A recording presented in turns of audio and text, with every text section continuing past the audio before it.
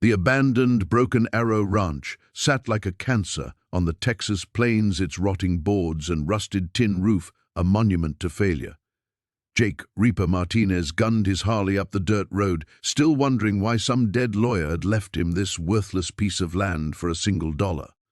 The former Bandidos sergeant-at-arms had seen enough blood and betrayal in his 43 years to know when something smelled wrong.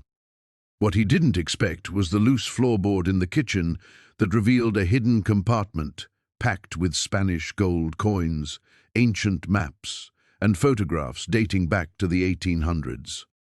But Jake's military training from his Army Ranger days kicked in when he spotted fresh tire tracks outside. Someone else knew about this place. As headlights appeared on the horizon, Jake realized this inheritance wasn't a gift, it was bait.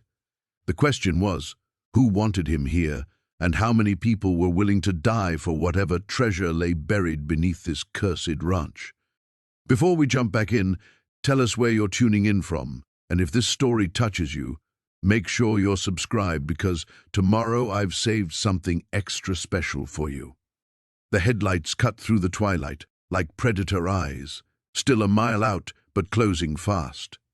Jake's scarred hands moved with practiced efficiency, stuffing the gold coins and photographs back into the hidden compartment. The maps he folded carefully and shoved inside his leather jacket. Something told him those weathered pieces of parchment held the real answers. His Harley sat outside like a neon sign announcing his presence. Stupid. In Afghanistan, that kind of carelessness got Rangers killed. But 20 years of riding with the Bandidos had made him cocky, used to being the predator instead of the prey.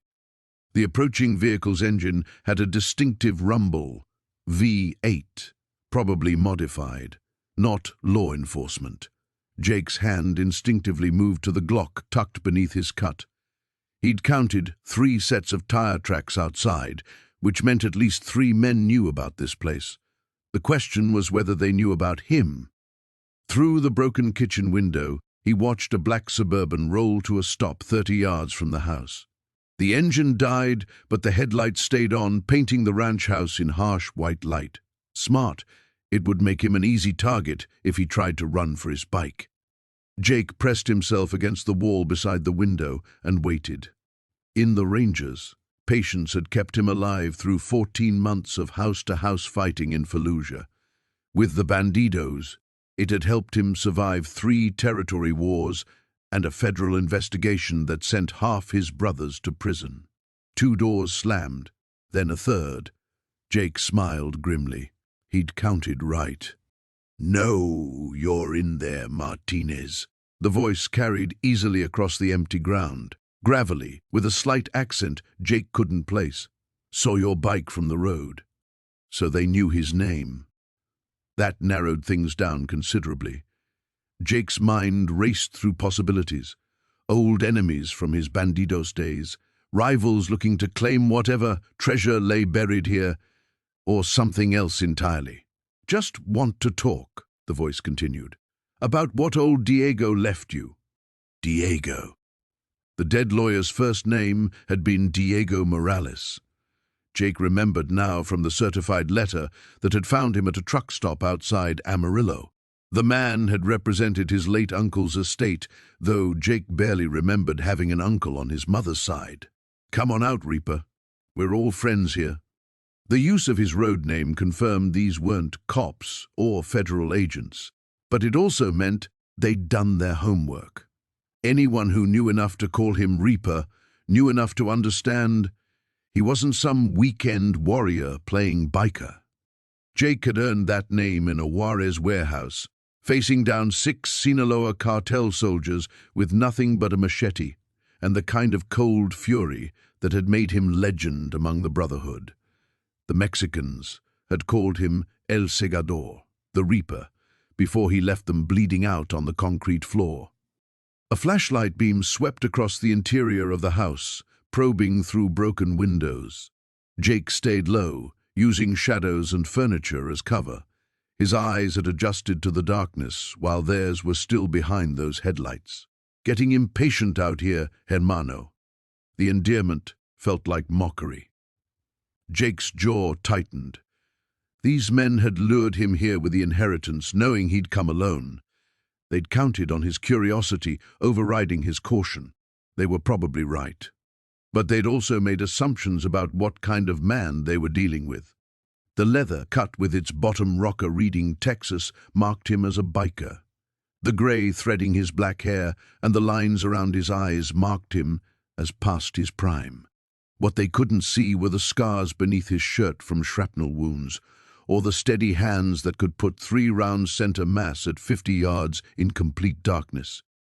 What they couldn't know was that Jake Reaper Martinez had spent 2 decades learning how to kill efficiently and quietly, first for his country, then for his brotherhood. Now he was about to use those skills for himself. The floorboards creaked as he moved toward the back door, maps crackling softly against his chest. The morning sun cast long shadows across the ranch as Jake walked the perimeter, his boots crunching on dried grass and scattered debris. The property stretched farther than he'd initially thought, maybe 200 acres of rolling hills dotted with mesquite and prickly pear. Most of it looked like hell, but there was something about the land that spoke to him, a quietness he hadn't felt in years. His Harley sat gleaming in the morning light, a stark contrast to the decay around it. The machine was his lifeline, his escape route if things went sideways. They always did eventually. The main house squatted like a wounded animal, its adobe walls cracked and weathered. Jake counted at least a dozen broken windows, and the front porch sagged dangerously to one side. Behind it, a barn leaned at an angle that defied physics, and what remained of a chicken coop had been reduced to splinters and rusted wire. He pulled out the deed, studying it again in daylight. The lawyer, Morrison, had been nervous during their meeting, kept checking his watch and glancing toward the door, like he expected trouble. The old man who'd left him this place, Samuel Garrett, was supposedly some distant relative Jake had never heard of. The whole thing felt wrong, but wrong had been Jake's specialty for most of his adult life. Inside the house, dust motes danced in shafts of sunlight, streaming through broken windows. The place smelled of abandonment and mouse droppings. Jake methodically checked each room, his trained eye cataloging potential hiding spots and escape routes. Old habits died hard, especially when those habits had kept him breathing through 2 tours in Afghanistan and 5 years running with the Bandidos. The kitchen held nothing but a rusted refrigerator and cabinets hanging askew. The living room was empty except for a stone fireplace that dominated one wall. 3 bedrooms, all stripped bare, a bathroom with fixtures that belonged in a museum. It was in the master bedroom that Jake noticed something odd. The floorboards near the window didn't match the rest of the room, newer wood, different grain pattern. He knelt and ran his fingers along the edges, feeling for loose boards. The 3rd plank shifted slightly under pressure. Jake pulled out his knife, working the blade into the gap. The board came up easily, revealing a shallow space beneath. Inside, wrapped in oiled cloth, was a leather journal and a rolled map of the property. The journal's pages were yellowed and brittle, filled with cramped handwriting in faded ink. Most of it was mundane. Weather observations, cattle counts, complaints about the government, but scattered throughout were cryptic references that made Jake's pulse quicken. References to the cash and insurance against hard times, coordinates marked in the margins, names he recognized from wanted posters.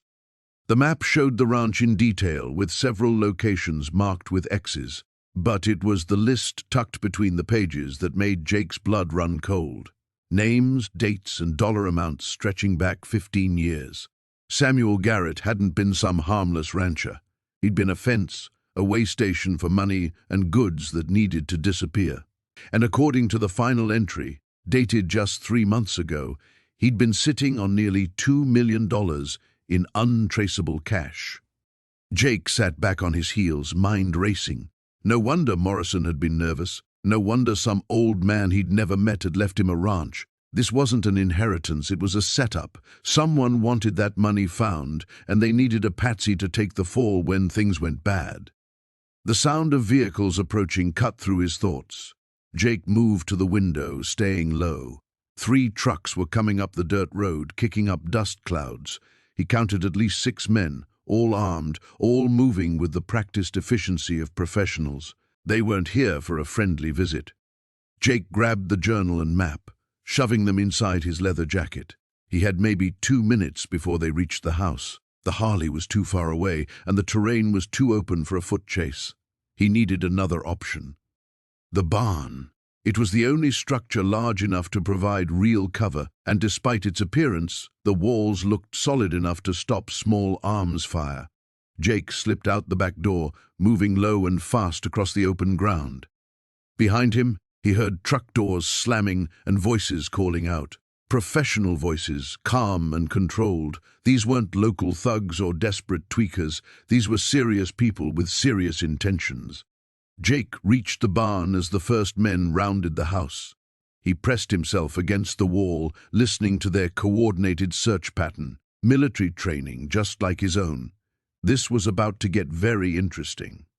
Inside his jacket, the journal felt like it weighed 1,000 pounds. $2 million was life-changing money, but only if you lived long enough to spend it. And based on the firepower approaching his position, that was looking increasingly unlikely. Time to find out what other surprises Samuel Garrett had left behind. The morning sun cast long shadows across the dusty courtyard as Jake emerged from the ranch house, his leather jacket creaking in the silence. He'd spent most of the night going through his uncle's papers, finding nothing but debt notices and faded photographs of better times. The coffee in his mug had gone cold an hour ago, but he kept sipping it anyway, his mind racing through possibilities. The sound of approaching engines made him freeze. 3 vehicles kicked up dust clouds on the access road, a black SUV flanked by 2 pickup trucks. Jake set down his mug and instinctively reached for the Glock tucked beneath his jacket. These weren't social visitors. The convoy pulled into the courtyard with military precision. 6 men climbed out, their movements coordinated and professional. The leader was a tall, lean man in an expensive suit that looked absurdly out of place in the desert setting. His pale eyes swept the ranch buildings before settling on Jake with predatory focus. "Mr. Malone," the man called out, his voice carrying a slight accent Jake couldn't place. "I'm Vincent Carrera. I believe we have business to discuss." Jake remained on the porch, his stance casual but ready. "Don't recall having any business with you, friend." Carrera smiled, but it never reached his eyes. "Your uncle and I had certain arrangements. I was hoping you might honor those commitments. Uncle Tommy's dead. His debts died with him." "Ah, but this wasn't exactly a debt." Carrera stepped closer, his men fanning out in a loose semicircle. "Your uncle was holding something for me, something quite valuable. I'm here to collect it."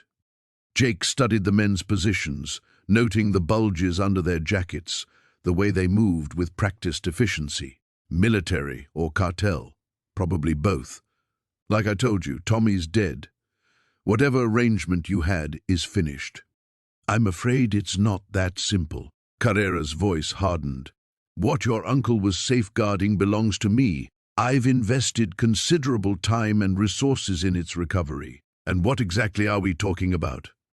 Carrera's smile returned, cold as winter steel. "Let's just say it's something that certain government agencies would find very interesting, something that could cause significant embarrassment to powerful people if it fell into the wrong hands." Jake felt pieces clicking into place. The maps, the cryptic notes, the careful way Tommy had prepared everything. It wasn't treasure in the traditional sense. It was leverage. Information. The kind that got people killed. "Even if I knew what you were talking about," Jake said, "what makes you think I'd just hand it over? Because the alternative would be unpleasant." Carrera nodded to his men. "For both you and anyone you might care about." The threat hung in the air like desert heat. Jake's hand moved imperceptibly closer to his weapon, calculating angles and distances. 6 against 1 weren't good odds, but he'd faced worse. Much worse. "You know," Jake said conversationally, "I've had a real peaceful morning up until now. Hate to see it ruined." "This doesn't have to be difficult, Mr. Malone. Give me what I want, and you can go back to your motorcycle club activities without any trouble." The way Carrera said motorcycle club told Jake everything he needed to know. These men had done their homework, but not thoroughly enough. They saw the Bandidos colors and assumed they understood what they were dealing with. They were wrong. "Tell you what," Jake said, setting down his coffee mug with deliberate care. "Why don't you and your boys climb back in those fancy trucks and drive away? Forget you ever heard of this place." Carrera's composure cracked slightly. "I don't think you appreciate the gravity of your situation." "Oh, I appreciate it just fine." Jake's voice dropped to a whisper that somehow carried across the courtyard. "Question is, do you?" The silence stretched taut as a wire. Jake could see Carrera weighing his options, trying to read him. The man was used to intimidation working, used to people folding under pressure. He wasn't prepared for someone who'd learned to kill in places where mercy was a luxury nobody could afford. "You have 24 hours, Carrera finally said, stepping back toward his vehicle. "After that, I stop being reasonable. Generous of you." As the engines roared to life, Carrera leaned out his window. "One more thing, Mr. Malone. Your uncle thought he was clever too. Look how that worked out for him."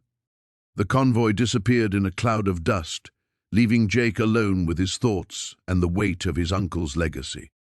Whatever Tommy had hidden, it was worth killing for, which meant Jake needed to find it first. He walked back into the house, his mind already working through the implications. The maps would have to be studied more carefully. The hiding place could be anywhere on the 1,000-acre property, and he had less than a day before Carrera returned with more men and fewer inhibitions. Jake poured himself a fresh cup of coffee and spread the papers across the kitchen table. Time to discover what his uncle had died protecting. The Harley's engine ticked as it cooled in the pre-dawn darkness, Jake's boots crunching on gravel as he circled the ranch house one more time. 3 days had passed since he'd found the strongbox, and paranoia had become his constant companion. Every shadow held potential threats. Every distant sound made his hand drift toward the Colt, .45 tucked beneath his leather jacket. He'd moved the gold from the root cellar to a more secure location, an old ammunition bunker he discovered behind the barn, half buried and camouflaged by decades of overgrowth. The previous owner had clearly been more prepared than Jake initially realized. Steel-reinforced concrete, a combination lock that had taken him 2 hours to crack, using techniques learned in places the army preferred to forget, and enough space to hide a small fortune. The morning sun painted the horizon blood red as Jake finally headed inside. The coffee was bitter, the eggs overcooked, but his mind wasn't on breakfast. He spread a hand-drawn map across the kitchen table, marking every approach to the property, every sightline, every potential escape route. Old habits died hard, and right now those habits might keep him breathing. His phone buzzed. A text from Tommy Chen, his sergeant-at-arms back in Houston.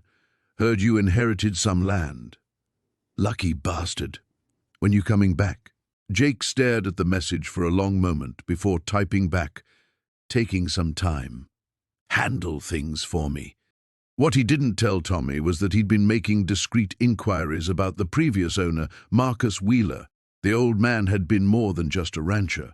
Wheeler had served 2 tours in Vietnam, came back with a chest full of medals and a head full of ghosts, worked as a private contractor for various government agencies through the 80s and 90s. The kind of man who knew how to keep secrets buried deep.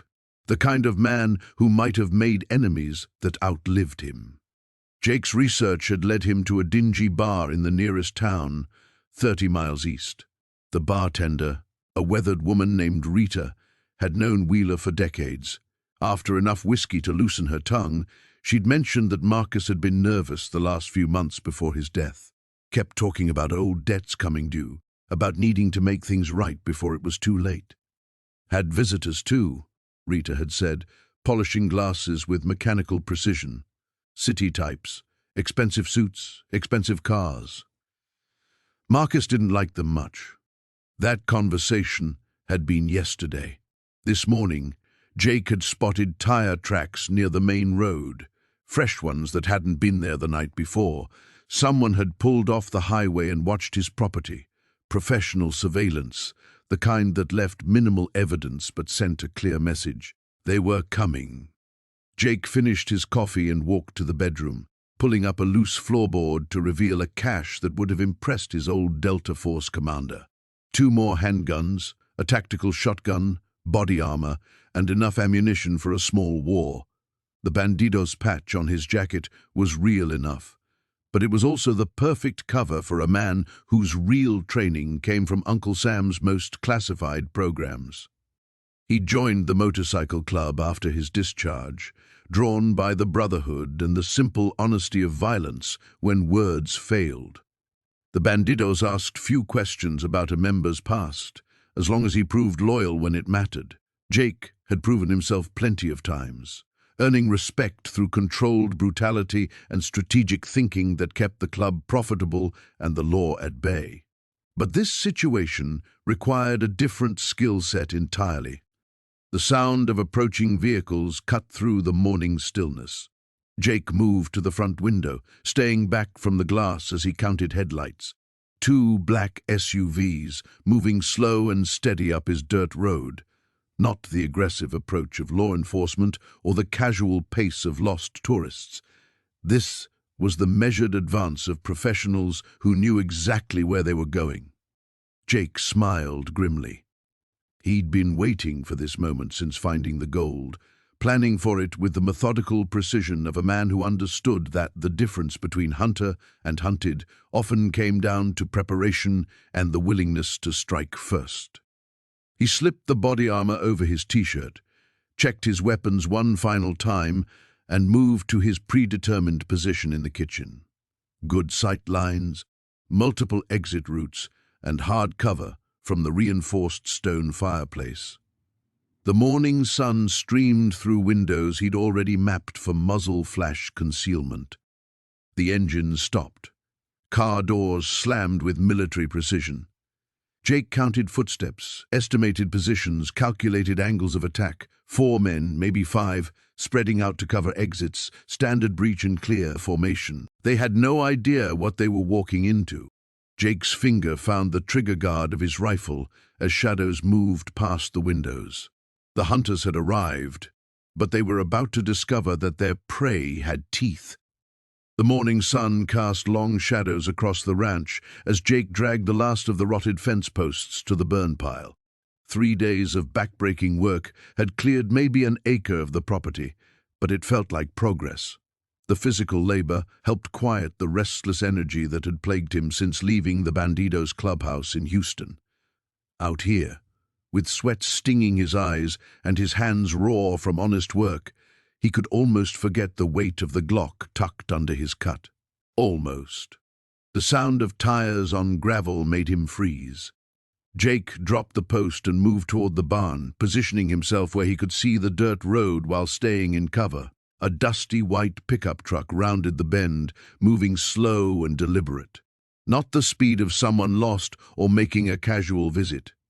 The truck stopped 50 yards from the house. 2 men climbed out, both wearing the kind of clothes that tried too hard to look local. Crisp jeans, spotless boots, and button-down shirts that still had store creases.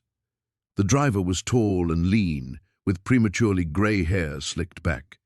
His passenger was shorter, broader, with a thick neck and careful movements of someone who'd done serious time. Jake's hand drifted to his weapon as the men approached the porch. The grey-haired one called out in a voice that carried too much authority for a friendly neighbor. "You, Jake Morrison?" "Depends who's asking." Jake stepped out from behind the barn, making sure they could see he wasn't hiding but keeping his distance.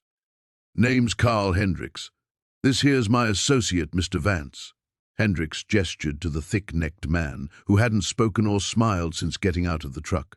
"We represent certain business interests in the area. Heard you inherited old Sam's place. News travels fast. Small community, people talk." Hendricks pulled out a pack of cigarettes, taking his time lighting one. "Thing is, we had an understanding with Sam. A business arrangement that we'd like to continue with you." Jake studied their faces, reading the tension in their postures. These weren't ranchers or local businessmen. Vance had the dead eyes of a killer, and Hendricks carried himself like someone used to getting his way through intimidation. "What kind of arrangement?" "Storage. Sometimes we need a place to keep things temporarily." Sam was compensated well for the use of his property.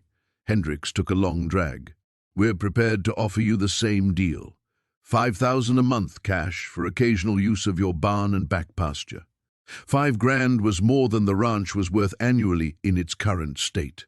The kind of money that came with blood attached. What kind of things need storing?"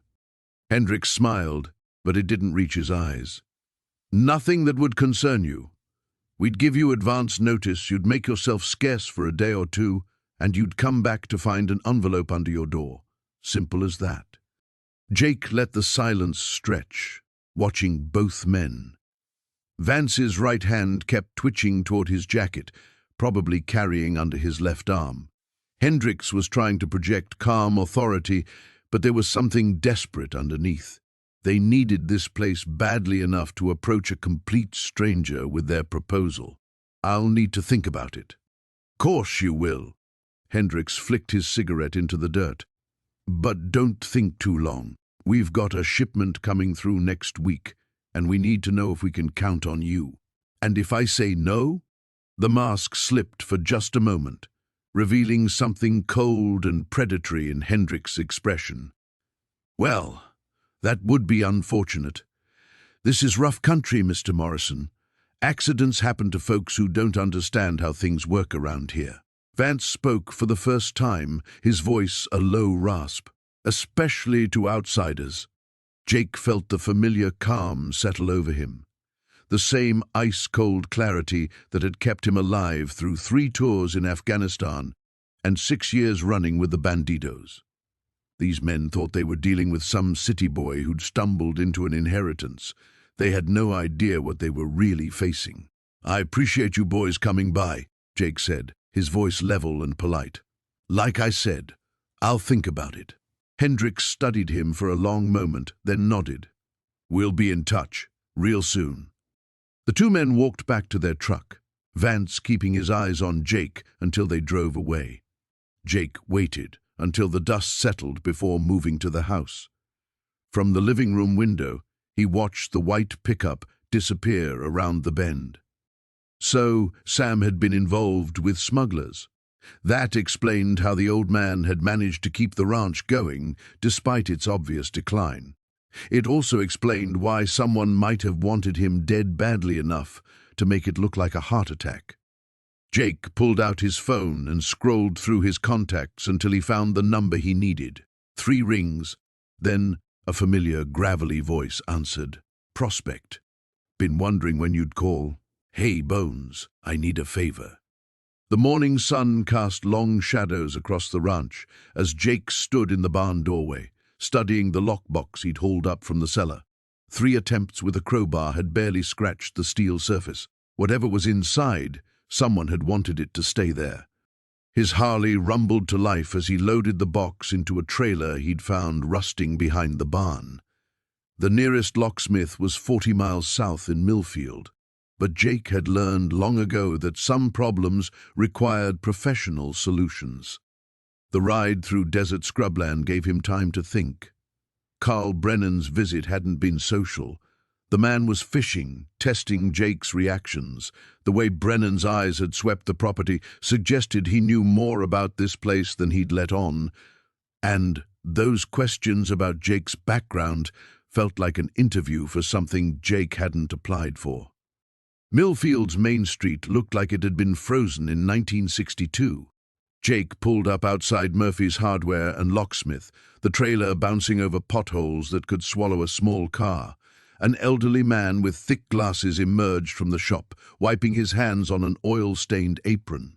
"Help you with something?" "Need this opened," Jake said, gesturing to the lockbox. Lost the combination. Murphy examined the box with professional interest. "This is military grade. Vietnam era, I'd guess. Where'd you find it?" "Inherited property. Previous owner left it behind." The locksmith ran his fingers over the mechanism. "I can crack it, but it'll take some time. Hour, maybe 2. You can wait if you want, or come back later." "I'll wait." Jake parked himself on a bench outside the shop, watching Millfield's minimal traffic crawl by. A few locals eyed him with the mixture of curiosity and suspicion small towns reserve for outsiders. His leather vest and tattoos marked him as clearly as a neon sign. 90 minutes later, Murphy called him back inside. The lockbox sat open on his workbench, revealing contents that made Jake's pulse quicken. Stacks of cash, yellowed with age. A leather journal bound with string. And beneath it all, photographs. Black and white images of men in military fatigue standing around wooden crates marked with Spanish text. "Interesting reading material," Murphy said, though his tone suggested he'd kept his curiosity in check. "No charge for the service. Professional courtesy." Jake nodded his thanks and loaded everything back into the box. The ride home felt longer, his mind racing through possibilities. The cash alone was substantial, maybe 30,000 in mixed bills. But the journal and photographs suggested something bigger. Back at the ranch, Jake spread everything across the kitchen table. The journal belonged to Samuel Torino, his supposed great-uncle. The early entries detailed routine ranch operations, but the tone shifted dramatically in the spring of 1987. "Brennan came by again today. Says the arrangement stands, but I don't trust him. Man's got the kind of smile that comes before the knife." Jake flipped ahead, scanning entries that painted a picture of his uncle as something far removed from a simple rancher. "Shipment arrived 2 days late. Miguel says the federales are getting suspicious, but the money's too good to stop now. Brennan wants to increase the frequency, but I told him this place can only handle so much traffic without drawing attention." The photographs showed men Jake didn't recognize, but the crates in the background bore markings he'd seen before in his Bandidos days. The kind of labeling that accompanied very illegal cargo moving very illegal distances. The final entries, dated just months before Samuel's death, carried an edge of paranoia. "They think I'm getting soft. That age is making me careless. Truth is, I'm getting smart. Moved the real prize to a place they'll never think to look. Let them fight over the scraps when I'm gone." Jake leaned back in his chair, pieces of a larger puzzle clicking into place. Samuel Torino hadn't been a rancher who'd stumbled into something criminal. He'd been a key player in what looked like a smuggling operation that stretched back decades. And if the journal was accurate, whatever they'd been moving through this ranch was worth killing for. The sound of vehicles approaching cut through his concentration. 3 trucks this time, moving fast up the dirt road. Jake swept the journal and photographs into the lockbox, secured it, and moved to the window. Carl Brennan stepped out of the lead truck, but he wasn't alone. 6 men accompanied him, and they moved with the practiced efficiency of people accustomed to violence. These weren't ranchers or local businessmen. They were soldiers in expensive boots. Jake's hand moved instinctively to the Glock at his hip as Brennan approached the front door. The man's earlier politeness had been replaced by something colder, more direct. "We need to talk, Jake. Really talk this time." Through the window, Jake could see the other men spreading out, surrounding the house. Whatever patience Brennan had possessed during his first visit had apparently expired. The ranger's boots crunched against the gravel as he circled Jake's Harley, examining it like a predator studying prey. Jake remained perfectly still on the porch steps, every instinct screaming at him to run, but Marcus Kane didn't strike him as the type who'd let anyone walk away from this conversation. "Beautiful machine," Kane said, running a gloved finger along the chrome. "Custom work. Expensive. Makes a man wonder how a ranch hand affords such luxuries." "Inheritance came with some cash," Jake replied, keeping his voice steady. "Figured the old man owed me at least that much." Kane's laugh held no warmth. "Funny thing about inheritances. Sometimes they come with more than people bargain for." He turned those cold grey eyes back to Jake. "Your uncle was quite the character. Had a reputation for finding things that didn't belong to him." The words hung in the air like gun smoke. Jake felt the weight of the Colt against his back, wondering if Kane knew about the cave, about what he'd found. The ranger's presence here couldn't be coincidence. "Don't know much about his reputation," Jake said. "We weren't close." "No, I imagine you weren't." Kane pulled a cigarette from his shirt pocket, lighting it with practiced ease. "Tell me, Mr. Dawson, what do you know about your uncle's business dealings?" "Know he ran cattle until the drought killed most of them. No, he died, broke, and alone." Jake stood slowly, keeping his hands visible. "Beyond that, I'm learning as I go." Kane took a long drag, studying Jake through the smoke. "Learning can be dangerous out here, especially for outsiders who don't understand local customs." The threat was subtle, but unmistakable. Jake had heard similar warnings before, usually right before someone tried to put him in the ground. But something about Kane felt different.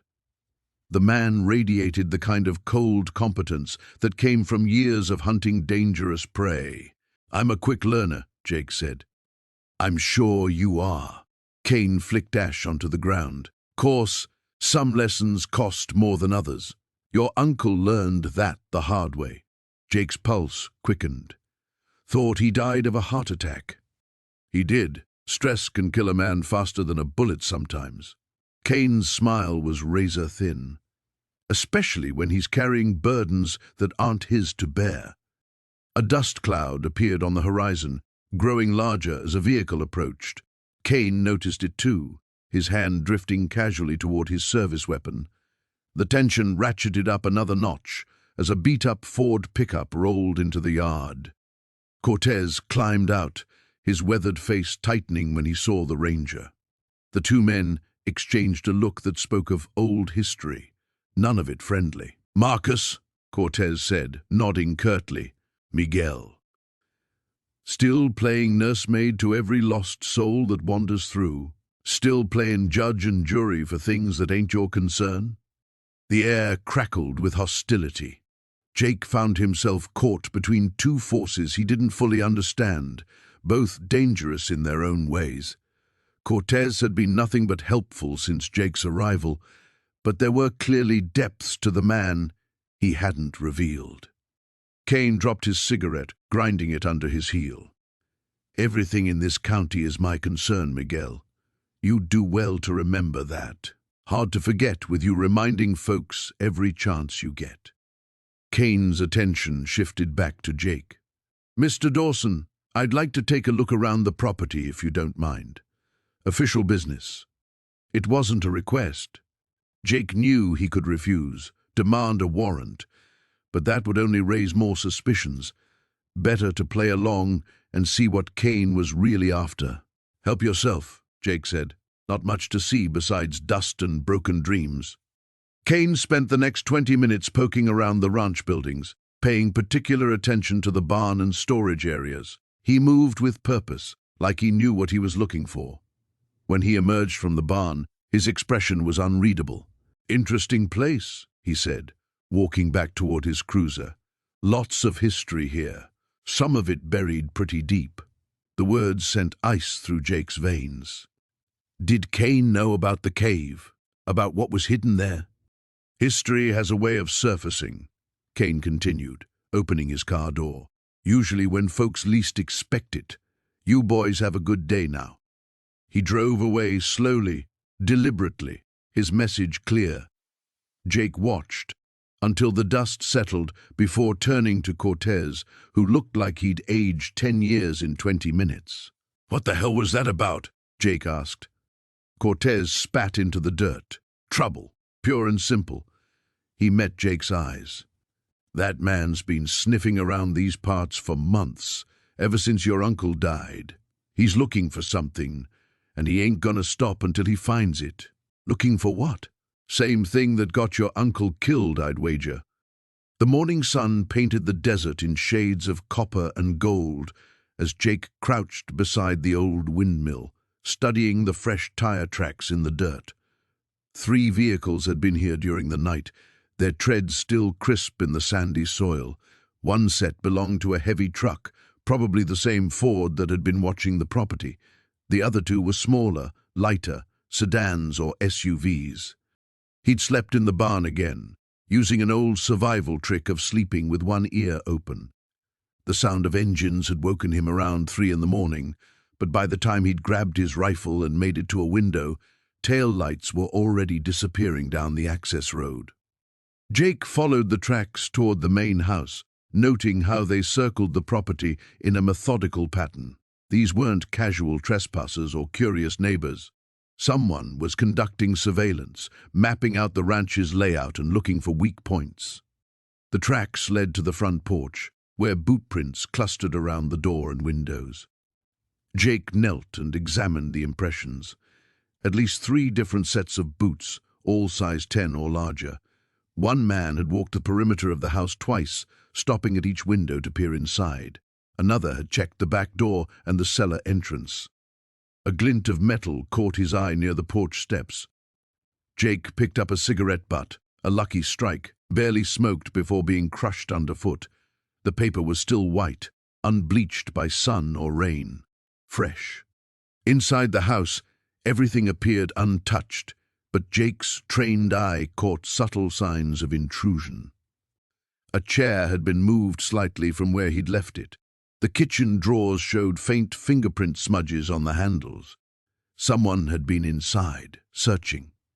The basement door stood exactly as he'd left it, secured with the new deadbolt he'd installed. But the wooden steps showed scuff marks from boots, and someone had definitely tested the lock. The scratches around the keyhole told the story. They'd tried to pick it but failed. Jake descended into the basement and checked the hiding spot where he'd concealed the remaining artifacts. The loose stone was undisturbed, the items still wrapped in oilcloth exactly as he'd left them. But now he realized keeping them here was foolish. If these men were professionals, they'd eventually find a way inside. He gathered the artifacts and climbed back upstairs, his mind working through options. The smart play would be to load everything into his Harley and disappear. He'd built a good life on the principle of staying mobile, keeping his attachments light. A man with nothing to lose was harder to trap. But something about this place had gotten under his skin. Maybe it was Uncle Ray's memory, or the way the old man had trusted him with something valuable. Maybe it was the simple fact that Jake was tired of running, tired of living like a ghost. The sound of an approaching engine brought him to the front window. A white SUV was turning off the main road, moving slowly up the drive. Jake recognized it immediately, the same vehicle that had been parked outside Rosita's cafe yesterday. He slipped the artifacts into a canvas bag and moved to the back of the house, watching through a gap in the curtains as the SUV stopped in front. 2 men got out, both wearing dark suits despite the desert heat. The driver was tall and lean with prematurely gray hair. His passenger was shorter but broader, moving with the careful balance of someone carrying a concealed weapon. They approached the front door with the confidence of men accustomed to getting what they wanted. The tall one knocked, 3 sharp raps that echoed through the house. "Mr. Torres," a voice called out. "We'd like to have a word with you. We represent certain interested parties who believe there may have been a misunderstanding regarding your inheritance." Jake remained silent, watching as the men exchanged glances. The shorter one moved toward the window, trying to peer through the glass. "We know you're here, Mr. Torres. Your motorcycle is quite distinctive." We're prepared to make you a very generous offer for this property and any items of historical interest you may have discovered." The word historical confirmed Jake's suspicions. These men knew exactly what they were looking for, and they knew he'd found it. The question was how they'd learned so much so quickly. "We're reasonable men," the tall one continued, "but our employers are not known for their patience. I'd strongly suggest we resolve this matter in a civilized fashion." Jake checked his watch. The bank in Alamogordo wouldn't open for another 2 hours, but he had other options. Sometimes the best defense was a good offense, and these men had just made the mistake of underestimating who they were dealing with. He slipped out the back door, keeping low as he circled toward the barn where his Harley waited. The first shot shattered the kitchen window behind Jake's head as he dove for cover. Glass rained down on the worn linoleum as he rolled behind the cast-iron stove, his Glock already in his hand. 3 muzzle flashes lit up the darkness outside, and bullets punched through the thin ranch house walls like they were made of paper. Jake counted at least 4 shooters, maybe 5, positioned around the perimeter. Professional spacing. These weren't the same bumbling locals who'd ransacked the place before. Someone had called in serious muscle. Another volley erupted, this time from the front of the house. The living room window exploded inward, sending lamp shards across the floor. Jake low-crawled toward the hallway, staying below the window line. His mind raced through the tactical situation. He was pinned down in a wooden box with multiple hostiles outside and limited ammunition. The shooting stopped. In the sudden silence, Jake heard boots crunching on gravel. They were moving in. He slipped down the hallway toward the back bedroom, the floorboards creaking under his weight despite his efforts to stay quiet. The room, where he'd found the gold, felt like a lifetime ago, though it had only been hours. Now it might become his tomb. A shadow passed by the bedroom window. Jake pressed himself against the wall and waited. The shadow moved again, someone trying to get a visual inside. Jake raised his pistol and put 2 rounds through the glass. A grunt of pain and the sound of a body hitting the ground told him he'd found his mark. "Mitchell's down!" someone shouted from the front yard. "Circle around back. Don't let him get to the barn." Jake smiled grimly. They thought he was going to run. Instead, he moved to the closet where he'd hidden the Winchester rifle he'd found in Uncle Ray's gun cabinet. The old lever action felt solid in his hands, and he'd counted 30 rounds of 30 to 30 ammunition in the box. The front door exploded inward under a heavy boot. Jake could hear at least 2 men entering, their movements careful but rushed. They'd made their first mistake, assuming the house was just a house. But Jake had spent the afternoon studying every sightline, every angle, every piece of cover the old ranch offered. He moved to the bedroom doorway and waited. Heavy footsteps approached down the hallway. When the first gunman's shadow appeared on the wall, Jake stepped out and put a rifle round center mass. The man dropped instantly, his assault rifle clattering across the floor. "Contact! He's in the back bedroom." The second intruder opened up on full auto, spraying bullets down the hallway. Jake had already moved, slipping out the bedroom window where his first victim lay motionless. He appropriated the dead man's AR-15 and extra magazines, then circled toward the front of the house. 2 more shooters were positioned behind a pickup truck in the driveway, laying down covering fire while their partner cleared the house. Jake flanked them through the darkness, using the old water trough as cover. The skills came back like muscle memory. Movement, positioning, target acquisition. This wasn't his first firefight, and it wouldn't be his last. He opened fire from their blind spot, catching both men exposed. One went down immediately. The other made it behind the engine block, but was effectively pinned. "Rodriguez! Sanchez!" The voice came from inside the house. "Report!" Jake keyed into the tactical situation. Whoever was running this operation was losing control of his team. Time to increase the pressure. He worked his way to the propane tank beside the house and put a round into the valve, then dropped a road flare he'd grabbed from his bike. The explosion lit up the night sky and sent the remaining shooter behind the truck scrambling for new cover. In the firelight, Jake got his first clear look at his attackers. Military-style gear, coordinated movement, expensive weapons. This wasn't some local crew looking for easy money. Someone with serious resources wanted that gold, and they'd sent professionals to collect it. The man from inside the house appeared at the front door, silhouetted against the flames. Jake put him down with a headshot from 40 yards. 2 left, maybe 3. A vehicle engine roared to life from somewhere behind the barn. Jake cursed under his breath. He'd missed at least one shooter, and now they were trying to escape. He sprinted toward the sound, but by the time he reached the barn, taillights were disappearing down the ranch road. The silence that followed felt different from before.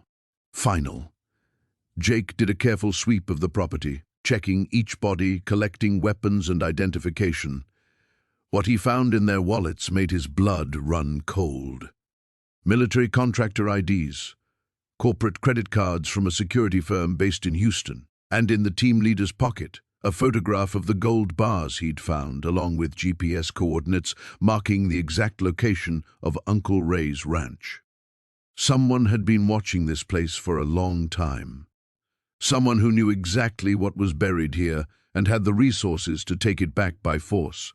The question was whether Uncle Ray had been a thief or something else entirely.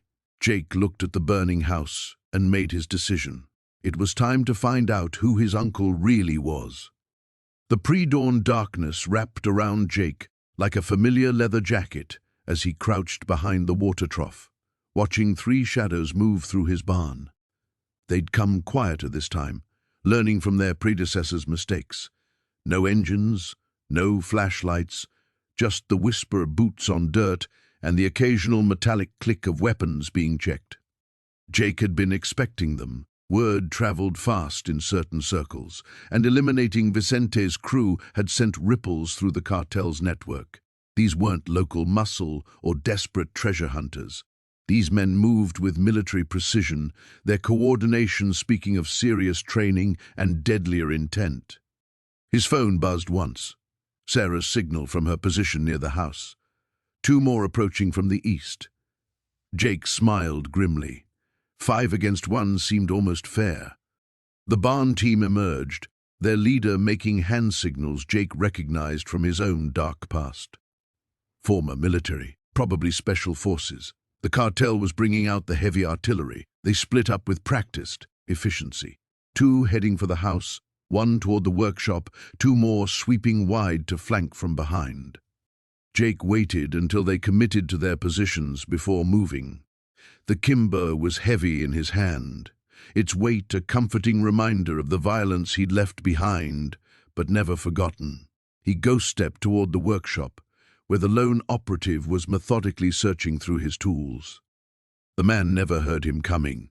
Jake's arms snaked around his throat, cutting off air and sound in one smooth motion. 30 seconds later, he was dragging an unconscious body behind a stack of lumber.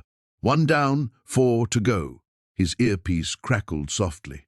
2 entering rear of house, Sarah whispered. Clean shots available. Negative. Hold position, unless they find the cache. Jake had moved the remaining gold bars 3 days ago, redistributing them between a hidden compartment under the workshop floor and a waterproof container buried near the creek. Only Sarah knew the new locations. These men would find empty hiding spots and hopefully conclude they'd arrived too late. A muzzle flash lit up the kitchen window, followed by the sharp crack of gunfire. Jake's blood went cold. Sarah was supposed to be in the cellar, but that shot had come from inside the house. Sarah, report. Silence. Jake abandoned stealth, sprinting toward the house as 2 more shots echoed from within. The rear door hung open, splintered wood revealing the violence of forced entry. He slipped inside, every nerve alert, the familiar combat mindset sliding over him like a second skin. Blood droplets led down the hallway, fresh, still wet, too much blood. He found the first operative in the living room, very dead, a kitchen knife protruding from between his ribs. Sarah's work. She'd learned well during their training sessions. But where was she? A groan from the bedroom drew him forward. The second man lay sprawled beside the bed, clutching his shoulder. Alive, but barely conscious. Jake's boot caught him in the temple, ensuring he'd stay quiet. "Kitchen," came Sarah's weak voice. Jake found her slumped against the refrigerator, pressing a dish towel against her upper arm. Blood seeped through the makeshift bandage, but her eyes were clear and angry. "Caught me reloading," she said through gritted teeth. "Got him anyway." "How bad?" "Through and through. I'll live." She nodded toward the window. "Two more out there. The leader's got a rifle with night vision." As if summoned by her words, the kitchen window exploded inward. Jake tackled Sarah to the floor as bullets chewed through the wall above their heads. Professional shooting. Controlled bursts, designed to pin them down while the remaining team member moved in for the kill. "Back door," Jake whispered. "Covered. We're trapped." Jake's mind raced through options, discarding plans as quickly as he formed them. Two experienced operators, superior position, night vision advantage. In the old days, he'd have called for backup or air support. Now he had only his wits and whatever Sarah could contribute with her wounded arm. The firing stopped, reloading or repositioning for a better angle. Maybe both. "Stay down," Jake breathed, then belly-crawled toward the front room. If they expected him to run or hide, he'd give them the opposite. Sometimes the best defense was an aggressive offense. He reached the front window just as a shadow moved past outside, the leader trying to flank around while his partner kept them pinned from behind. Good tactics, but predictable. Jake waited until the shadow passed again, then put 3 rounds through the wall where the man's center mass should be. A grunt and the sound of a body hitting the porch confirmed his aim. The house fell silent, except for Sarah's labored breathing. One left, and that one would be desperate now, his team dead or dying around him. Desperate men made mistakes, but they also had nothing to lose. Jake checked his ammunition, 7 rounds remaining. In 30 minutes the sun would rise, eliminating the night vision advantage. He just had to survive that long. The desert morning carried the scent of sage and gunpowder as Jake crouched behind the water trough, his Colt, .45, warm in his grip. The silence stretched like a taut wire, broken only by the distant cry of a hawk circling overhead. 3 bodies lay scattered across the ranch yard, but he knew more would come. Men like Castellanos didn't accept losses quietly. Movement caught his eye, a glint of metal from the barn's hayloft. Jake rolled left as a rifle cracked, splinters erupting from the trough where his head had been. The shooter had patience, which made him dangerous. Jake had faced patient killers before, back when his name meant something different and his face wasn't hidden behind a beard and biker leathers. He counted the seconds between shots, mapping the shooter's position. The barn offered good cover but limited escape routes. Jake had learned long ago that every advantage came with a price. He pulled a fragment of mirror from his pocket, salvaged from his wrecked Harley, and angled it to catch the morning sun. The reflected light danced across the barn's interior, and Jake caught a glimpse of his target. A lean man in a duster, lever-action rifle trained on the yard. Professional stance, steady hands. This wasn't some ranch hand pressed into service. This was a killer who knew his trade. Jake's radio crackled. Tommy's voice came through in a harsh whisper. "Got 2 more coming up the North Ridge. They're trying to flank us." "Copy that," Jake murmured back. "Keep them honest, but don't get pinned down. We need mobility." The irony wasn't lost on him. Here he was, coordinating with a Bandido prospect against men hunting buried gold, while hiding his own past as a federal agent. The layers of deception were thick enough to choke on, but survival meant keeping all the plates spinning. A memory surfaced unbidden. Another standoff years ago in a warehouse in El Paso. DEA operation gone sideways, his partner bleeding out while cartel shooters closed in. That's when Jake had learned that sometimes the only way out was through, and sometimes through meant becoming something you never thought you'd be.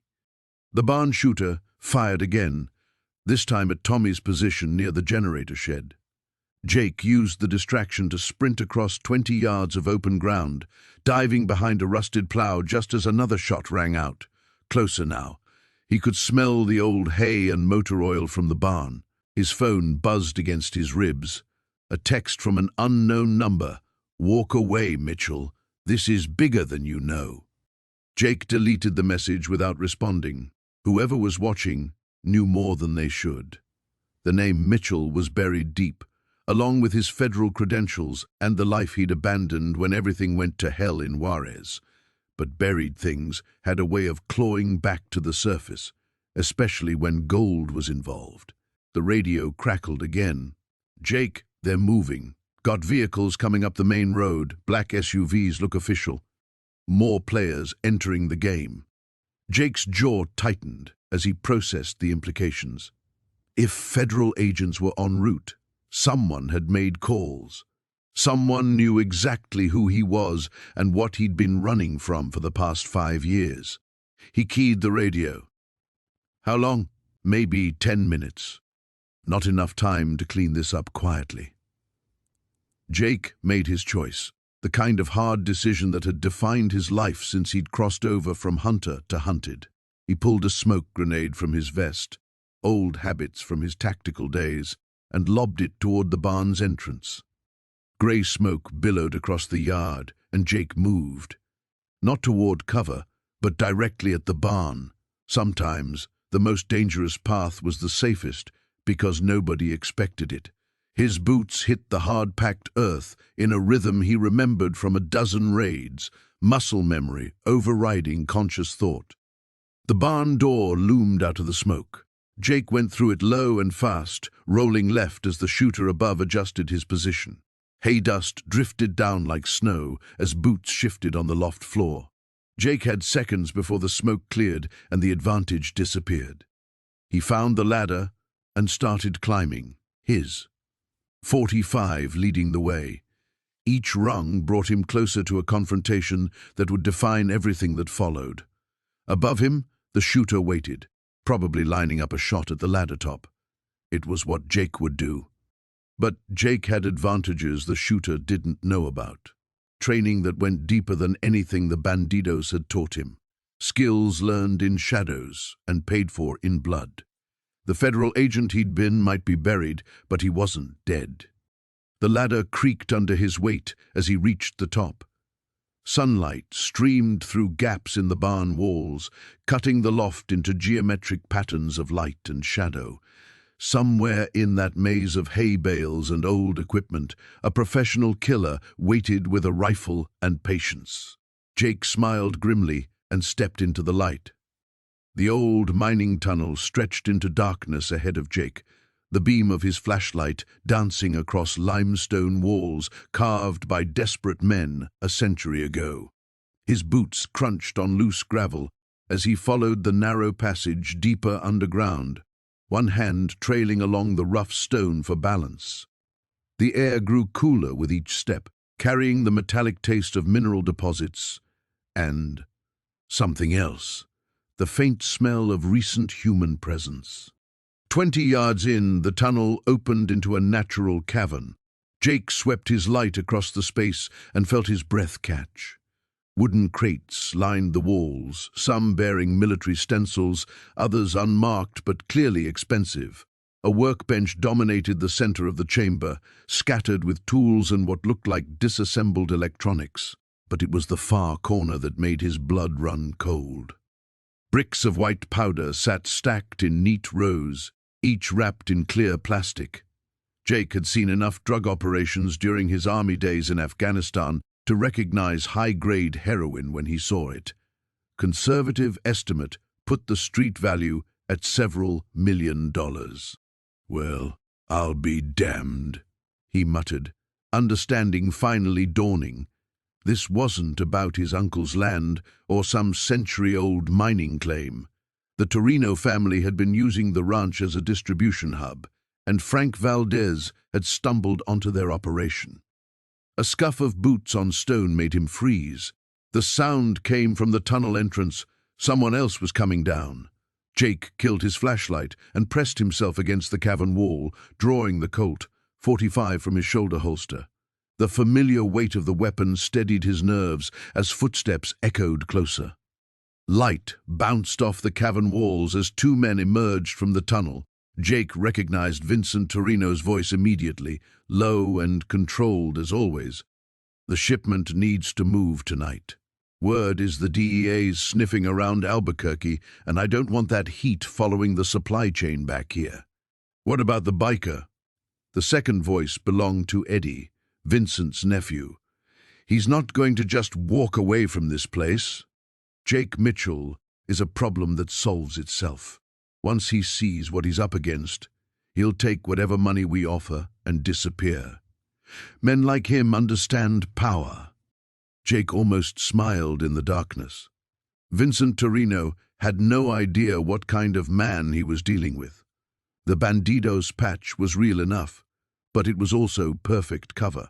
Nobody looked too closely at a former military operator who'd gone off the grid, especially when he wore the colors of a motorcycle club that minded its own business. "And if he doesn't take the money?" Eddie asked. "Then we handle it the way we handled his uncle. Accidents happen on ranches all the time." The confirmation hit Jake like a physical blow. They'd murdered Frank Valdez in cold blood, probably when he discovered their operation. The old man had been trying to rebuild his life on that ranch, and they'd killed him for it. Vincent's flashlight beam swept across the stacked heroin. "Start loading the trucks. I want everything moved to the backup location before dawn." Jake counted seconds, waiting for his moment. When both men had their backs turned, he stepped into the light with his weapon raised. "Afraid I can't let you do that, Vincent." Both men spun around, Vincent's hand moving toward his jacket. Jake's voice cut through the cavern like a blade. "I wouldn't. Your nephew already looks nervous enough to wet himself." Vincent's eyes narrowed as he studied Jake in the flashlight beam. "You're making a mistake, Mitchell. You have no idea who you're dealing with." "Funny thing about that," Jake said, his voice carrying the flat tone of a man who'd killed before and wouldn't hesitate to do it again. "I was thinking the same about you." Something in his demeanor made Vincent pause. This wasn't the reaction of some small-time biker who'd gotten in over his head. The man standing before him moved with the controlled precision of a professional. And the Colt .45 never wavered from its target. "You killed my uncle," Jake continued. "Made it look like an accident. How many others have you buried out here in the desert?" "Business is business," Vincent said. But sweat beaded on his forehead despite the cool air. Frank was in the wrong place, at the wrong time, just like you are now. The standoff stretched taut as a guitar string. Eddie's breathing came fast and shallow, his eyes darting between Jake and his uncle. Vincent calculated odds, probably wondering if he could draw his weapon before Jake put a bullet in him. In the distance, the rumble of motorcycle engines echoed across the desert, growing steadily louder. Jake's smile was cold as winter steel. "Expecting company?" Vincent asked. "Always good to have backup when you're cleaning house," Jake replied. "Question is, Vincent, you want to do this the easy way or the hard way?" The engines grew closer, and Vincent Torino realized he'd seriously underestimated the man standing before him. The morning sun cast long shadows across the ranch as Jake checked his watch for the third time in 5 minutes. Martinez was late, and in Jake's experience, cops were never late unless something was wrong. He'd positioned himself on the front porch with a clear view of the access road, the Mossberg within easy reach. The sound of an engine finally reached his ears, but it wasn't the unmarked sedan he expected. A dust-covered pickup truck bounced down the rutted drive, and Jake's hand moved instinctively toward his weapon until he recognized the driver. Old Pete Hawkins climbed out of the cab with the careful movements of a man whose joints had seen too many hard winters. Jake had met him exactly once, at the general store in town, but the weathered rancher had made an impression with his quiet manner and knowing eyes. "Hope you don't mind the unannounced visit," Pete called out, adjusting his worn Stetson. "Wanted to check on how you're settling in." Jake kept his position on the porch, studying the older man. In his experience, social calls were rare in this part of the country, and nobody drove 20 miles just to be neighborly. "Coffee's on if you want some," Jake offered, his tone neutral but not unfriendly. Pete climbed the steps with a slight grunt. "Much obliged."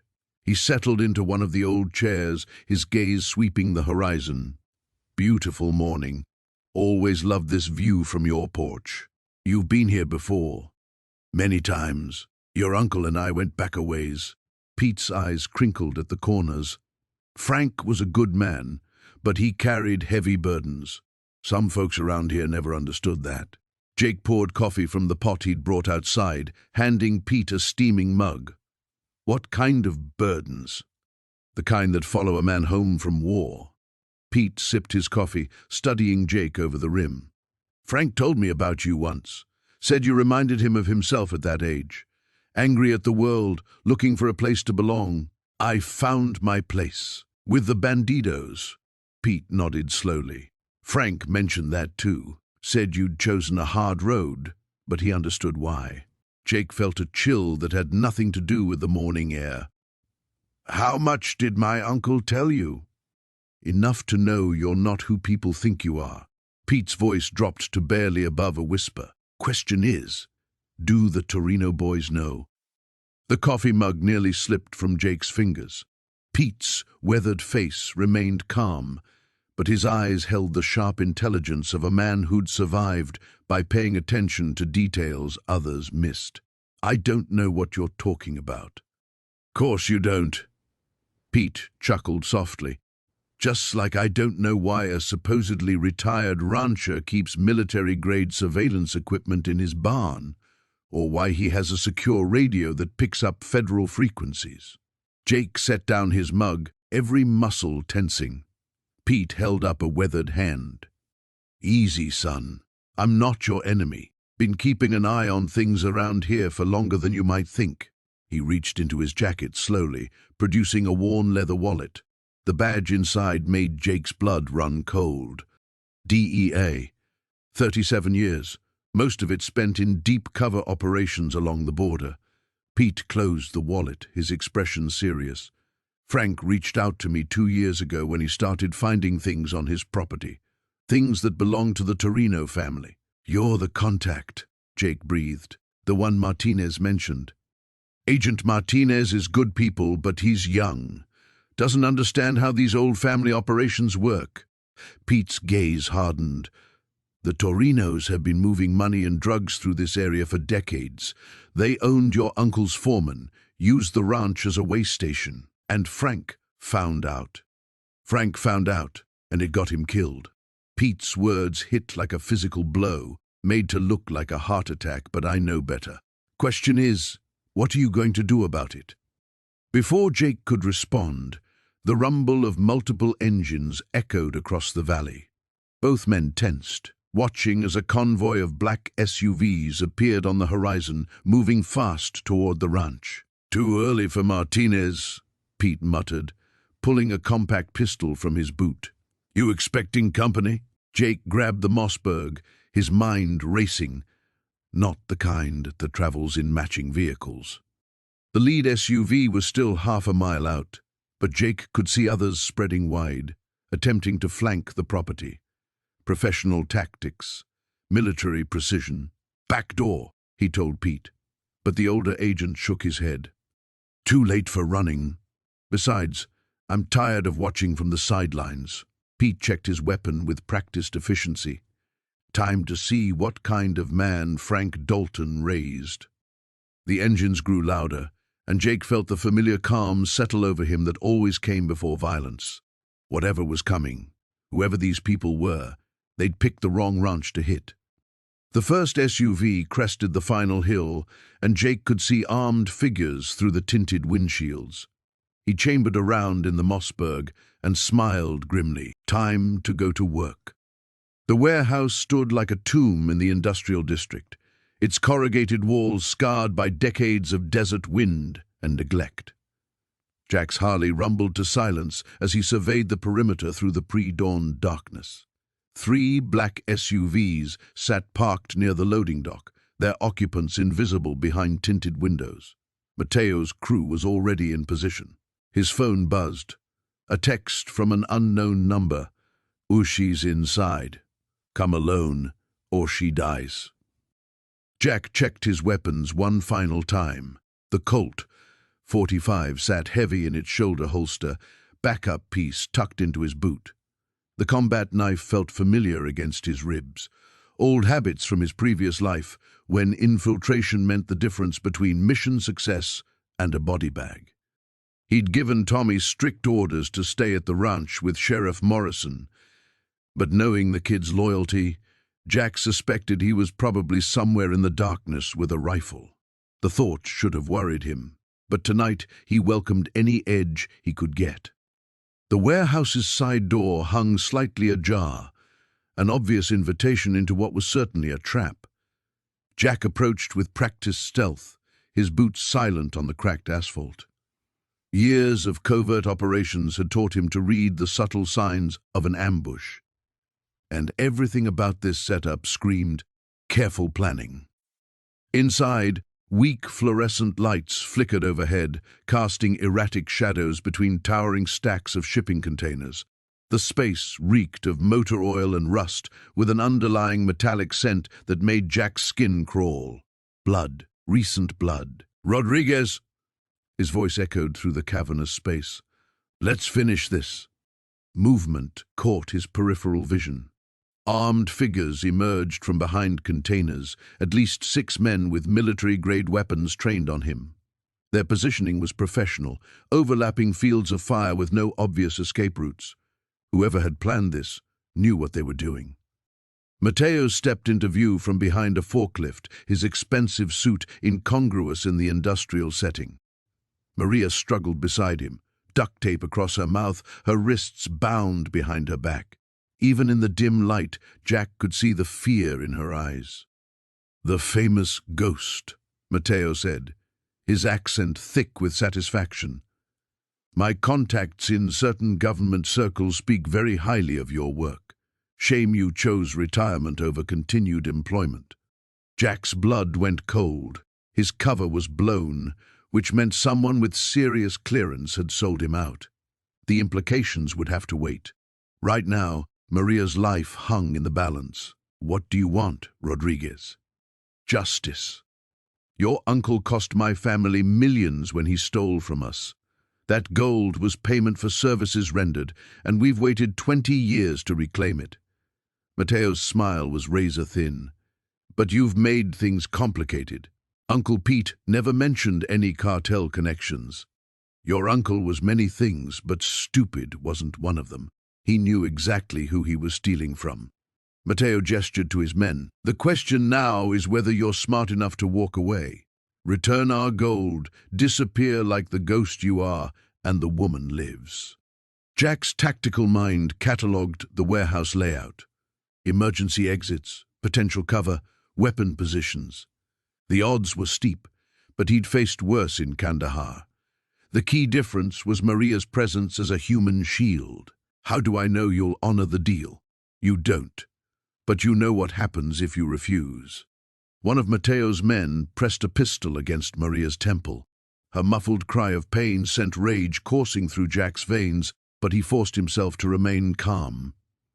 "Emotion got people killed. The gold's hidden at the ranch," he lied smoothly. "Takes 2 people to access it. Let her go, and I'll take you there myself." Mateo laughed. "We already searched every inch of that property. Try again." "Not every inch." Jack pulled out his phone, showing a photo he'd taken of the cave system. "Underground. Hidden passage my uncle carved into the mesa. You missed it because the entrance is camouflaged." The cartel leader studied the image, his greed warring with suspicion. Jack could practically see him calculating the possibilities. "Even if that's true, what stops me from killing you both after I have the gold?" "Nothing." But you need me alive to navigate the tunnels. One wrong turn and you'll be lost for days. Jack pocketed the phone. Besides, I'm tired of running. Maybe it's time the ghost stayed dead. Footsteps echoed from the warehouse entrance. Tommy's voice cut through the tension. LAPD, building is surrounded! The lie was bold and desperate, but it worked. Mateo's men swiveled toward the sound, their attention split for a crucial second. Jack dove sideways as automatic weapons fire erupted, rolling behind a concrete pillar as bullets sparked off metal and shattered the fluorescent lights overhead. In the sudden darkness, years of combat training took over. The ghost was back, and he was very much alive. The muzzle flash lit up Marcus Chen's face for a split second before Jake's rifle bucked against his shoulder.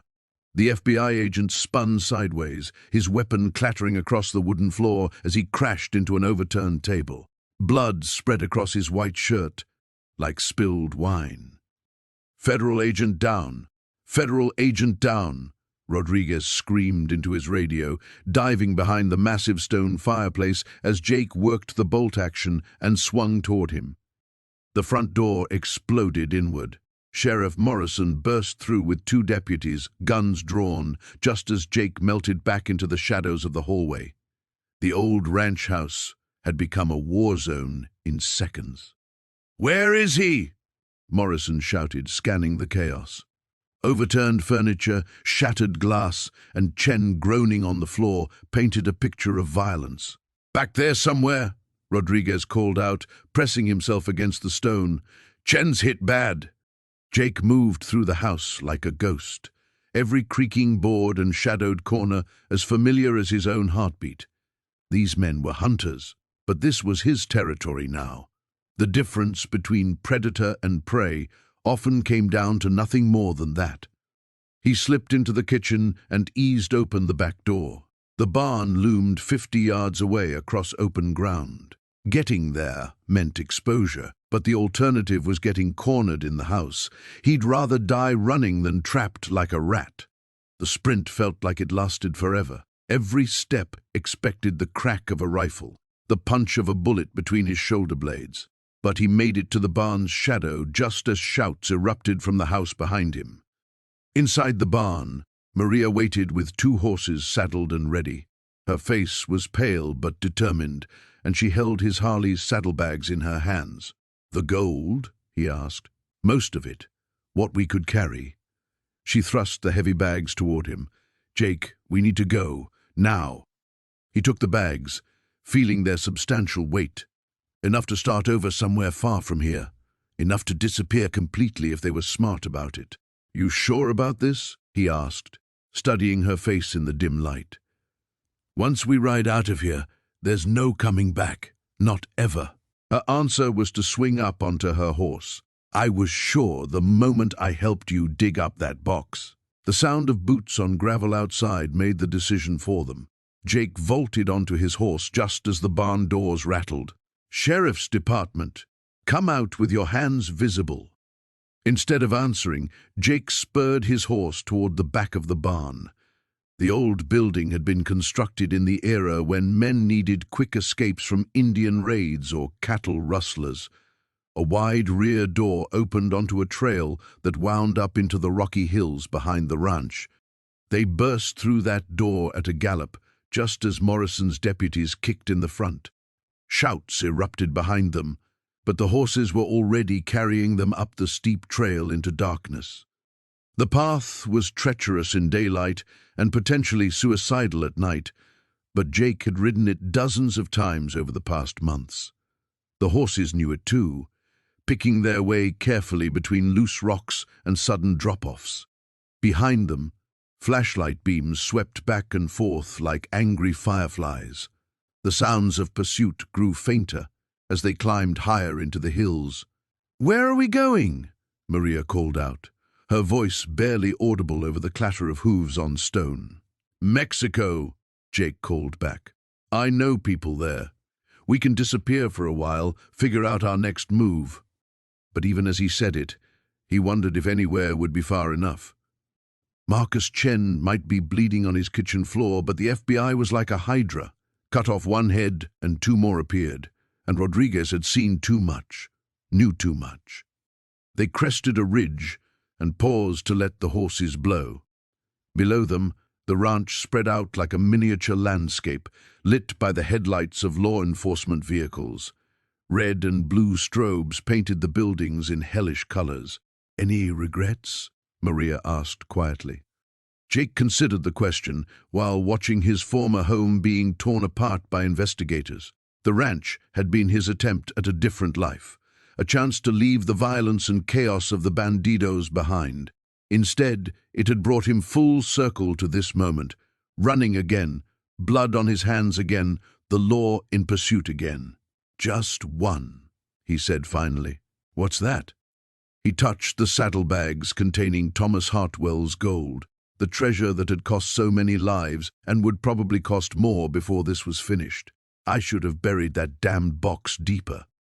Maria laughed despite everything, a sound like silver bells in the darkness. They turned their horses south toward the border, toward whatever future waited beyond the horizon. Behind them, the ranch burned like a funeral pyre for the lives they were leaving behind. The pre-dawn darkness wrapped around Jake like a familiar leather jacket as he crouched behind the weathered fence post, watching the ranch house through night vision goggles. 3 vehicles sat in his driveway, 2 black SUVs and a sedan that screamed federal agency. His jaw tightened. The treasure had drawn more than just Castellanos and his cartel friends. Movement caught his eye. 6 figures positioned around his property, professional spacing, tactical gear. Not cartel muscle. These moved like military. Jake's hand instinctively went to the Colt, 45 on his hip, then to the backup piece tucked against his spine. He'd faced worse odds in Kandahar, but never on what he'd started thinking of as home ground. His secure phone buzzed once. "Text from Martinez. Feds raided my office. They know about the coins. Watch your 6. Jake cursed silently. The lawyer had been clean as far as he knew, but federal heat changed everything. Someone had connected dots between the Spanish gold and modern-day money laundering. The kind of someone with badges and warrants. A shadow detached itself from the barn. Too bulky, wrong movement pattern. Jake shifted position, using the irrigation ditch for cover. His knee protested, old shrapnel making itself known, but 18 months of ranch work had kept him in better shape than most men his age. The back door of his house opened with practiced silence. 2 figures emerged, one speaking into a radio. Jake caught fragments on the wind, negative on the subject. "Sweep the outbuildings. Time to even the odds." Jake belly crawled through the tall grass toward the barn, every sense hyper-alert. The familiar weight of the tactical knife against his forearm was comforting. Some skills you never lost, even when you traded desert camo for Wrangler jeans. The agent by the barn never saw him coming. Jake rose like a ghost, one hand clamping over the man's mouth while the knife pressed against his throat. "FBI," he whispered. A quick nod. "How many?" The agent held up 8 fingers. Jake processed this. 8 federal agents for one man meant they knew more about his background than he'd hoped. "The coins?" Another nod. "Where's your backup?" The agent's eyes flicked toward the road. Jake caught the distant glint of more vehicles, probably a quarter-mile out. This wasn't a raid. It was a siege. Movement from the house. Jake pressed the knife closer. "Radio check-in? Every 15 minutes. The agent whispered when Jake loosened his grip slightly. "When's the next one?" 4 minutes. Jake zip-tied the agent's hands with plastic restraints from his own kit, then gagged him with his bandana. "Stay quiet. Stay alive." The barn's hayloft provided the perfect vantage point. Jake settled behind a bale, assembling the scoped rifle he'd cached there weeks ago. Old habits from his sniper days in the Rangers. Always have an exit strategy and overwatch position. Through the scope, he counted positions. 8 agents, just like the man had indicated. Professional deployment, overlapping fields of fire. Someone had done their homework on ranch tactics, but they'd made one mistake. They'd assumed he was still inside. His phone buzzed. Unknown number. Castellanos here, watching your little federal problem through binoculars. Interesting situation. Jake kept his voice low. What do you want? Same thing they do. But I'm thinking we could help each other. My men are in position to hit their perimeter. Classic enemy of my enemy scenario. Your price? 60-40 split on the remaining coins. You've cost me considerable money and manpower. Jake weighed options. Federal charges versus cartel partnership. Neither appealed to him. But Castellanos was right about the tactical advantage. 40-60 my favor. It's my ranch. A pause. Acceptable. On my signal, create some chaos. My people will handle the rest. The line went dead. Jake settled back behind the rifle scope, acquiring targets. The agent by the water trough. Another near the generator shed. He'd learned long ago that survival sometimes meant choosing between bad options and worse ones. His watch showed 30 seconds until the next radio check. The agent in the barn would miss his call-in, which would trigger response protocols. The siege would become a firefight within minutes. Jake's finger found the trigger guard, muscle memory from 100 missions flooding back. The peaceful rancher had been a pleasant fiction, but some masks could only be worn so long. Tonight, he'd remind everyone why the army had sent him places they couldn't put on official records. The radio crackled in the distance. Unit 7, check in. Silence. Unit 7, respond. More silence. We have a possible compromise. All units, tighten perimeter. Jake smiled grimly and settled the crosshairs on his first target. Time to show these federal boys what a real ghost could do. The pre-dawn darkness wrapped around the ranch like a shroud as Jake positioned himself behind the water trough, rifle barrel resting steady on the weathered wood. 3 hours until sunrise, and they'd come with the light. He was certain of it. Carlos Mendoza wasn't the type to skulk around in shadows when he could make a statement in broad daylight. The treasure sat secured in the old root cellar beneath the barn, exactly where Jake wanted it. Not because he was protecting it, but because it made perfect bait. 30 million in Confederate gold would draw Mendoza and his entire crew to one spot, and Jake had spent the last 6 hours turning that spot into a killing field. His phone buzzed once, Sheriff Martinez confirming his deputies were in position on the ridge overlooking the ranch.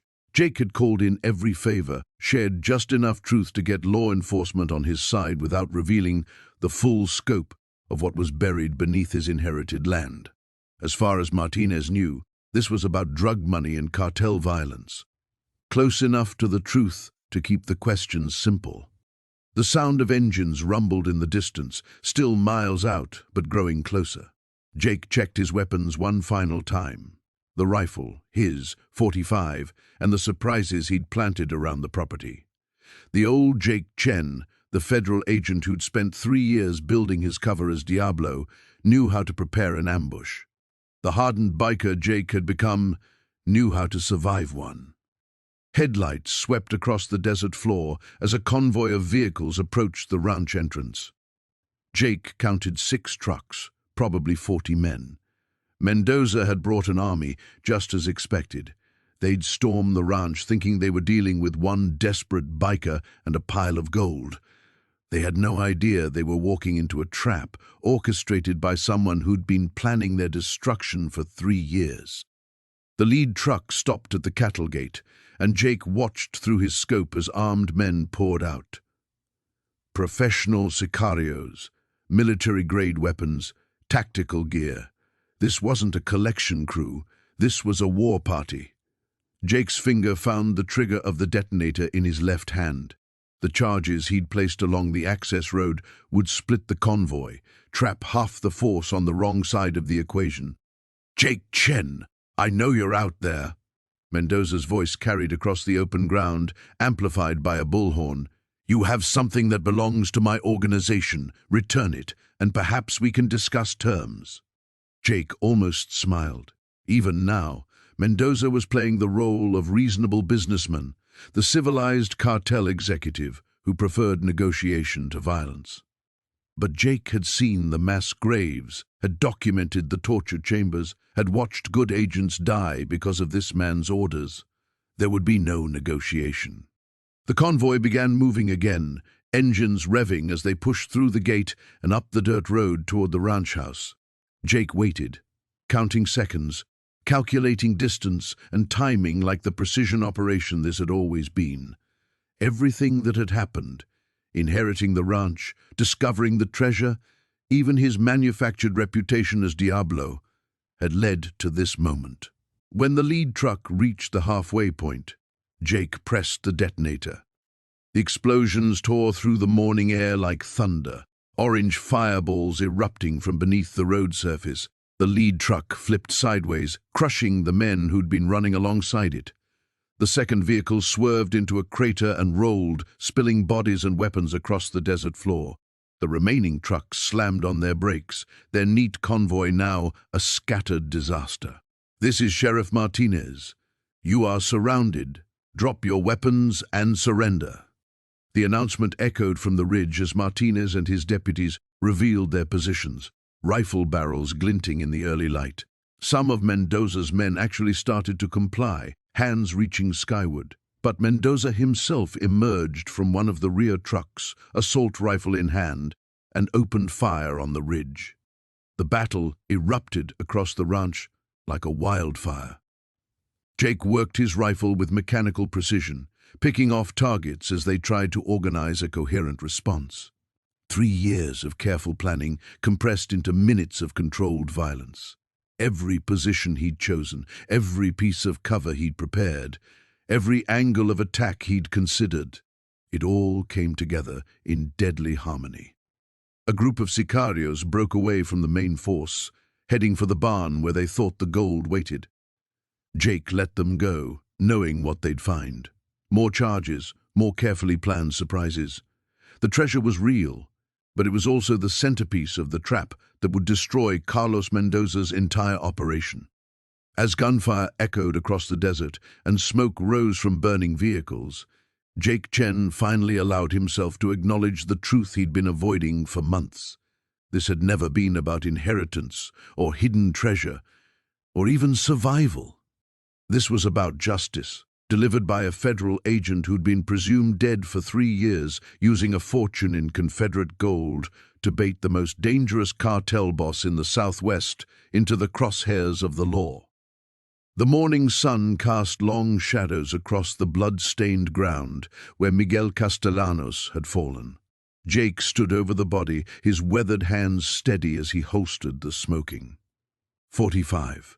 The silence that followed the gunshot seemed to stretch across the entire valley, broken only by the distant whistle of wind through the canyon walls. Sarah emerged from behind the overturned table where she'd taken cover, her eyes wide but determined. "Is it over?" Jake's gaze swept the perimeter one more time before he nodded. "It's over." But even as he said it, Jake knew this was just the end of one chapter. The Castellanos cartel wouldn't simply disappear because their leader was dead.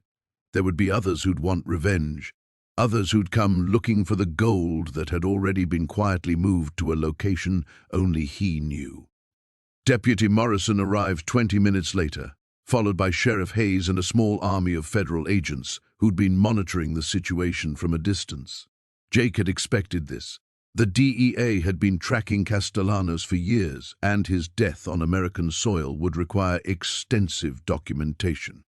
"Hell of a thing, Maddox," Sheriff Hayes said, surveying the scene. "When you inherited this place, I figured you'd either fix it up or let it rot. Never imagined it'd turn into a war zone." Jake lit a cigarette, his first in 3 days. "Sometimes trouble finds you whether you're looking for it or not." Agent Patricia Voss, the DEA's lead investigator on the Castellanos case, approached with a manila folder in her hands. "Mr. Maddox, we're going to need a full statement about everything that happened here. The Bureau has been trying to bring down Castellanos for 8 years. I'll tell you what you need to know, Jake replied, his tone suggesting there were things he wouldn't tell them, regardless of how much they pressed. As the federal agents processed the scene and documented evidence, Jake walked Sarah to her car. The morning had warmed considerably, and the desert air shimmered with heat waves that made the distant mountains look like mirages. "What will you do now?" she asked, leaning against the driver's door. Jake looked back at the ranch house, its adobe walls still scarred from bullet holes, its windows blown out from the firefight. "Fix this place up, I suppose. Maybe raise some cattle. It's what Elena wanted." Sarah smiled, the first genuine smile he'd seen from her since this whole nightmare began.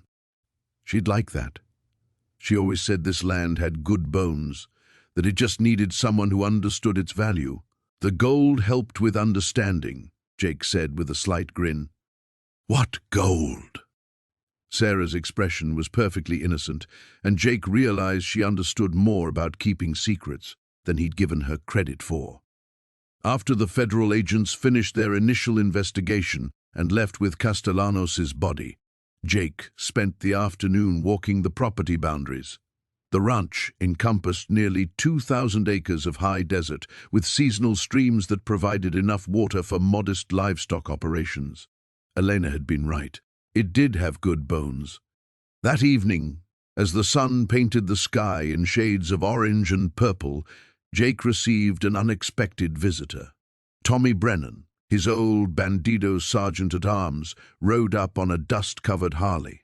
"Heard you had some excitement out here," Tommy said, accepting a beer from Jake as they sat on the front porch. "News travels fast. Federal agents crawling all over a ranch owned by a Bandidos member? Yeah, that kind of news travels real fast." Tommy took a long drink. "Club's got questions." Jake had expected this conversation.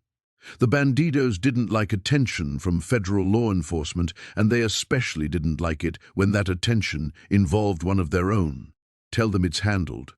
Castellanos is dead, the heat dies with him. And your business here? You staying?" Jake looked out at the vast expanse of desert and mountains that now belonged to him. "Yeah, I'm staying. Time to try something different." Tommy nodded slowly. "Club won't like losing you, but they'll respect the choice. You've earned that much." After Tommy left, Jake sat alone on the porch as darkness settled over the valley. The silence was profound.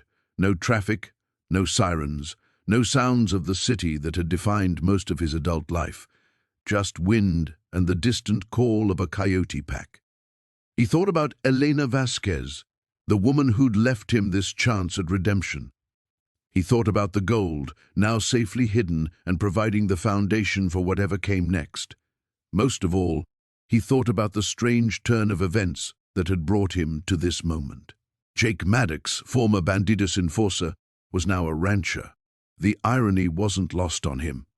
Tomorrow he'd start the real work, repairing the house, planning for livestock, building something lasting from the ruins of violence. Tonight, though, he simply sat in the desert silence and planned his future under a canopy of stars brighter than any he'd ever seen.